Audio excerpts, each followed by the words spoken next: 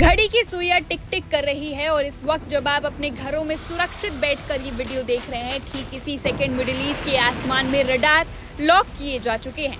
लड़ाकू विमानों के आफ्टर बर्नर्स ऑन है। दुनिया के दो सबसे जिद्दी देश, एक सुपर पावर अमेरिका और दूसरा अपनी धुन का पक्का ईरान, इस वक्त एक दूसरे की छाती पर बंदूक ताने खड़े हैं। ये कोई रूटीन थ्रेट या गीदड़ भभकी नहीं है। वॉशिंगटन से लेकर तेहरान तक रेड लाइन को पैरों तले कुचल दिया गया है। ईरान ने वो दुस्साहस कर दिखाया है जिसकी कल्पना शायद पेंटागन ने भी नहीं की थी। कुवैत की धरती पर जहां अमेरिकी सेना का सबसे मजबूत किला है, वहां ईरान की मिसाइलें गिरी हैं। बात को घुमाते नहीं हैं, सीधे कड़वे सच पर आते हैं। ईरान की सबसे खूंखार और ताकतवर सेना IRGC ने डंके की चोट पर ऐलान किया है कि उन्होंने कुवैत में स्थित अमेरिका के सबसे रणनीतिक हवाई ठिकाने अली अल सलेम एयरबेस पर डायरेक्ट हिट किया है।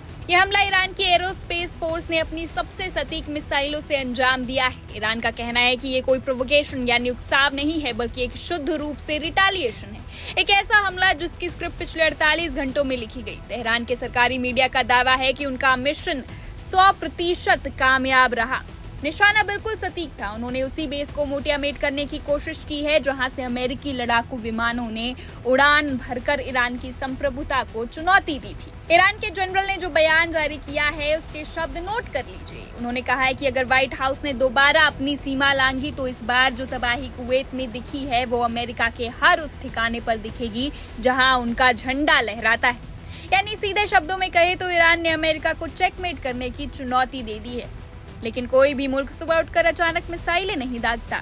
इस बारूद के ढेर से पहले चिंगारी किसने लगाई, इसके लिए हमें फ्लैशबैक में जाना होगा। ठीक 36 घंटे पहले यानी 31 मई को अमेरिकी वायुसेना ने दुनिया के सबसे सेंसिटिव और सबसे बिजी समुद्री रास्ते स्ट्रेट ऑफ होर्मुज के पास बने ईरान के दो द्वीपों गोरुक और केश्म पर भीषण हवाई हमले किए थे। अमेरिका का दावा था कि ईरान यहां से ड्रोन ऑपरेट करता है और उसके रडार सिस्टम अमेरिकी जहाजों पर नजर रख रहे थे। अमेरिकी सेंट्रल कमांड यानी सेंटकॉम ने इसे एक डिफेंसिव एक्शन यानी आत्मरक्षा में उठाया गया कदम बताया। लेकिन यहाँ गेम बदल गया। ईरान का आरोप है कि अमेरिका ने सिर्फ मिलिट्री बेस पर हमला नहीं किया, अमेरिकी बमों ने होर्मुज़गान प्रांत के सिरिक द्वीप पर मौजूद एक सिविलियन टेलीकम्युनिकेशन टावर को भी उड़ा दिया। ईरान ने कहा कि ये आम नागरिकों का इंफ्रास्ट्रक्चर था और जैसे ही अमेरिका ने इस नागरिक ढांचे पर बम गिराए, ईरान के लिए लक्ष्मण रेखा पार हो गई। इसी सिविलियन डैमेज का हिसाब चुकता करने के लिए ईरान ने कुवैत में अमेरिकी बेस को निशाना बनाया। अब आप सोच रहे होंगे कि ईरान ने कुवैत को ही क्यों चुना? कुवैत तो इस लड़ाई में कहीं था ही नहीं। तो बात ऐसी है कि अली अल सलेम एयरबेस कोई मामूली एयर स्ट्रिप नहीं है। ये पूरे गल्फ रीजन में अमेरिकी हवाई ताकत का कंट्रोल रूम है। यहाँ अमेरिका के हजारों सैनिक, लॉजिस्टिक हब, रिफ्यूलिंग सेंटर्स और सबसे खतरनाक खुफिया सर्विलांस विमान तैनात रहते हैं। मिडिल ईस्ट में अमेरिका की रीढ़ की हड्डी है ये बेस। लेकिन इस महा हमले के बाद सबसे हैरान करने वाली चीज क्या है जानते हैं? व्हाइट हाउस, पेंटागन और अमेरिकी सेंटकॉम की रहस्यमयी चुप्पी। इतना बड़ा हमला हो गया, ईरान ने जिम्मेदारी ले ली, लेकिन वॉशिंगटन की तरफ से कोई आधिकारिक बयान ही नहीं आया। ना तो उन्होंने नुकसान की पुष्टि की है और ना ही कैजुअलिटी यानी हताहतों का आंकड़ा दिया है।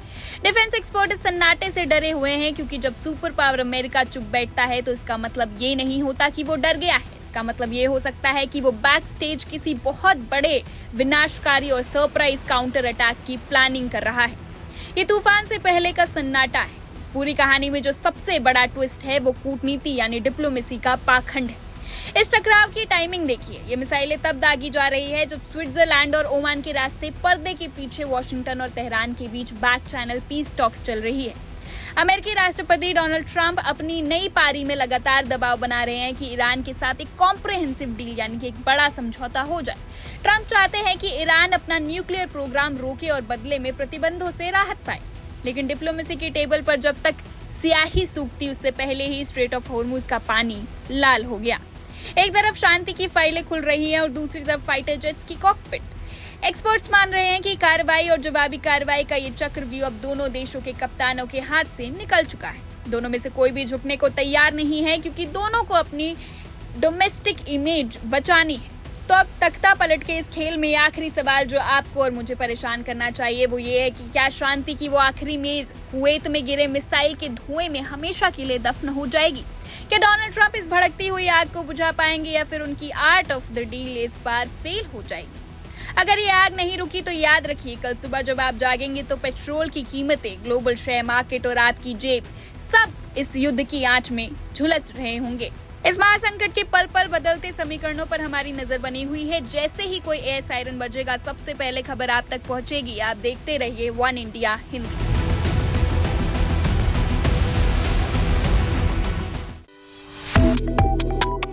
Subscribe to One India and never miss an update. Download the One India app now.